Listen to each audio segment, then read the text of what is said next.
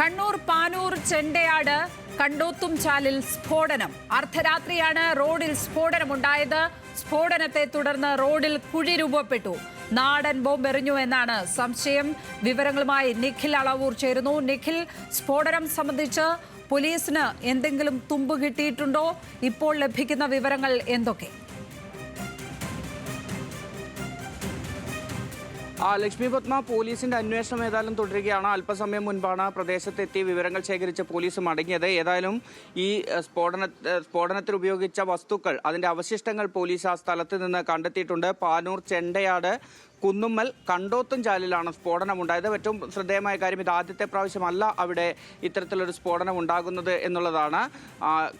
June 23-ാം തീയതിയും ഇത്തരത്തിൽ അവിടെ ഒരു സ്ഫോടനമുണ്ടായിരുന്നു. വലിയ ഈ രാഷ്ട്രീയ സംഘർഷം നിലനിൽക്കുന്ന ഒരു പ്രദേശം തന്നെയാണ്. രണ്ട് പാർട്ടികൾ, അതായത് CPIM-ന്റെയും BJP-യുടെയും ശക്തി കേന്ദ്രം എന്ന നിലയിൽ തന്നെ പ്രവർത്തകർ തമ്മിൽ അത്തരത്തിലുള്ള സംഘർഷങ്ങൾ നിലനിൽക്കുന്ന ഒരു പ്രദേശം തന്നെയാണ്. അവിടെയാണ് ഇന്നലെ രാത്രി 12:30 ഉഗ്രശബ്ദത്തോടെ 2 ബോംബുകൾ പൊട്ടിയതായി നാട്ടുകാർ പറഞ്ഞത്.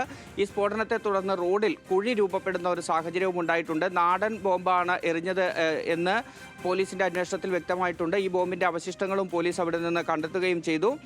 ഈ സംഭവത്തിൽ ഏതായാലും പോലീസ് അന്വേഷണം തുടരുകയാണ്.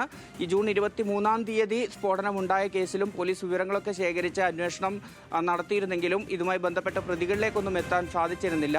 ഈ കേസ് കൂടി ആയതോടുകൂടി പോലീസ് പ്രദേശത്ത് കർശനമായ നിരീക്ഷണം ഏർപ്പെടുത്തിയിട്ടുണ്ട്. ഒപ്പം തന്നെ മറ്റ് മേഖലകളിലും ഇതിന്റെ പരിസര പ്രദേശങ്ങളിലും പരിശോധനകൾ നടത്താനുള്ള സാധ്യതയുമുണ്ട്. അത് കാര്യമായി ആൾവാസമുള്ള മേഖലയാണോ? എങ്ങനെയാണ് ഈ രാത്രിയിൽ ബോംബ് പൊട്ടിയപ്പോൾ അവിടെ ആ പ്രദേശവാസികൾ ഉണ്ടായ പ്രതികരണം എന്തായിരുന്നു? ലക്ഷ്മി പത്മ, വീടുകളൊക്കെ ഉള്ള മേഖല തന്നെയാണ്. അവിടുത്തെ റോഡിലേക്കാണ് ബോംബ് എറിഞ്ഞത്. 2 ബോംബുകളാണ് തുടരെ പൊട്ടുന്ന സാഹചര്യം ഉണ്ടായതെന്നാണ് പ്രദേശവാസികൾ പറയുന്നത്. പ്രദേശവാസികൾ തന്നെയാണ് പിന്നീട് ഇക്കാര്യങ്ങൾ പോലീസിനെ അറിയിക്കുകയും ചെയ്തത്. ഈ പ്രദേശം ഞാൻ നേരത്തെ പറഞ്ഞതുപോലെ ഇത്തരത്തിൽ നേരത്തെ തന്നെ രാഷ്ട്രീയ പാർട്ടികൾ തമ്മിൽ, CPIM-ഉം BJP-യും തമ്മിൽ ഇത്തരത്തിലുള്ള ചെറിയ തോതിലുള്ള സംഘർഷങ്ങൾ ഉണ്ടായിരുന്ന പ്രദേശമാണ്. സാധാരണ കണ്ണൂരിൽ CPIM-ന്റെ ശക്തി കേന്ദ്രങ്ങൾ അല്ലെങ്കിൽ BJP-യുടെ ശക്തി കേന്ദ്രങ്ങൾ അങ്ങനെയാണ് ഉണ്ടാകാറ്. ഇവിടെ 2 പാർട്ടികളും തുല്യശക്തിയായി നിൽക്കുന്ന ഒരു പ്രദേശമാണ്. 2 പേർക്കും സ്വാധീനമുള്ള പ്രദേശം തന്നെയാണ്. അതുകൊണ്ട് തന്നെ ഇക്കാര്യത്തിൽ ആരാണ് ഇതിന് പിന്നിൽ തുടങ്ങിയ കാര്യങ്ങളിൽ പോലീസിന്റെ കൃത്യമായ അന്വേഷണത്തിലൂടെ മാത്രമാണ് വ്യക്തത വരിക.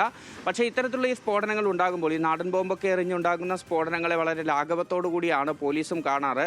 അതുകൊണ്ട് തന്നെയാണ് ജൂൺ 23-നുണ്ടായ സ്ഫോടനവുമായി ബന്ധപ്പെട്ട് അതിന്റെ അന്വേഷണം തുടക്കത്തിൽ നടത്തിയെങ്കിലും ഈ ഘട്ടം വരെയും പോലീസിന് ആരാണ് അതിന് പിന്നിൽ എന്ന കാര്യത്തിലേക്ക് എത്താൻ സാധിച്ചിരുന്നില്ല.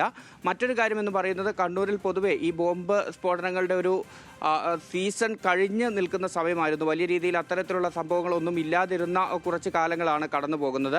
ഇപ്പോൾ വീണ്ടും അത്തരത്തിലുള്ള സംഭവങ്ങളിലേക്ക് കൂടി വരുന്നതോടുകൂടി പോലീസ് കൂടുതൽ ജാഗ്രത പുലർത്താനുള്ള നിർദ്ദേശങ്ങൾ ഉൾപ്പെടെ നൽകുന്ന ഒരു സാഹചര്യവും ഉണ്ടായിട്ടുണ്ട്. നിഖിൽ അളവൂറാണ് കണ്ണൂരിൽ നിന്നും വിവരങ്ങൾ പങ്കുവച്ചത്.